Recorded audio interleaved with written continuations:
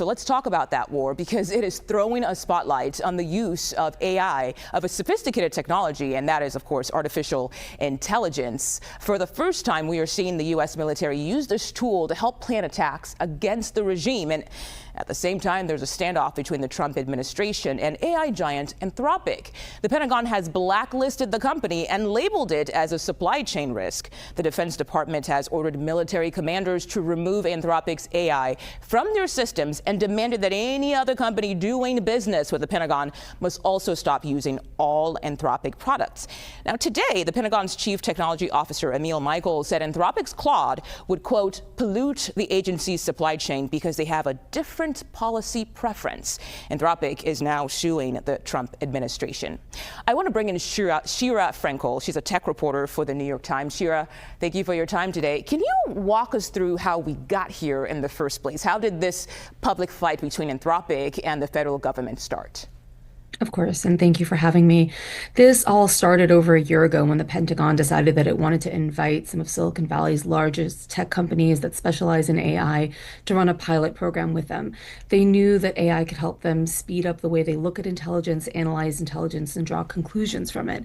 That program actually went really well. It went so well that Secretary Hegseth announced in January that he really wanted AI more broadly to be used across the military, across the Pentagon.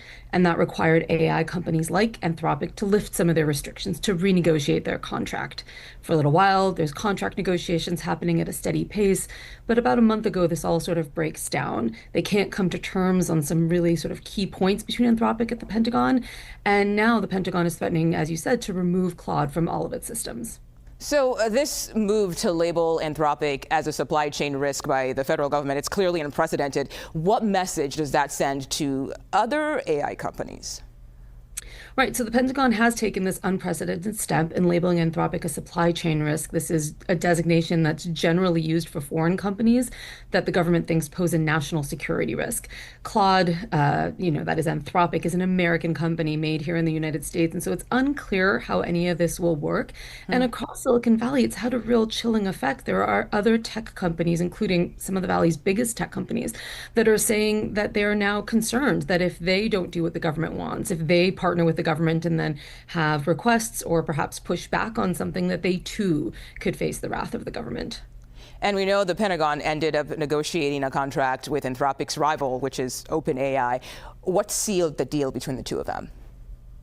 OpenAI was willing to accept terms that Anthropic was not. They ultimately signed a very different type of deal. OpenAI essentially said that they were willing to write code into their stacks. It's an engineering term, meaning that they were willing to put safeguards into their code that they thought were important. Now, Anthropic's position was that that was not enough. They wanted codified into their contract that certain things like the mass surveillance of Americans and the use of AI in autonomous weapons was not going to be part of how their systems were used.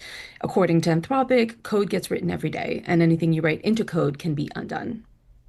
Okay, well, we spoke to former commander of U.S. Central Command and a military fellow at the Middle East Institute, General Joseph Votel, and he talked about the role AI plays in the military. Let's listen to what he had to say.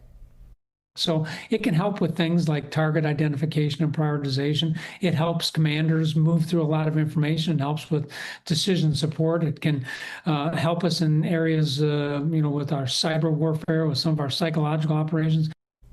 All right, Sheera, so it's important to note that AI is still a developing technology. It's not perfect and it can make mistakes. We've seen examples of when it makes mistakes. So what limitations does AI have when it comes to using it in high-risk military operations?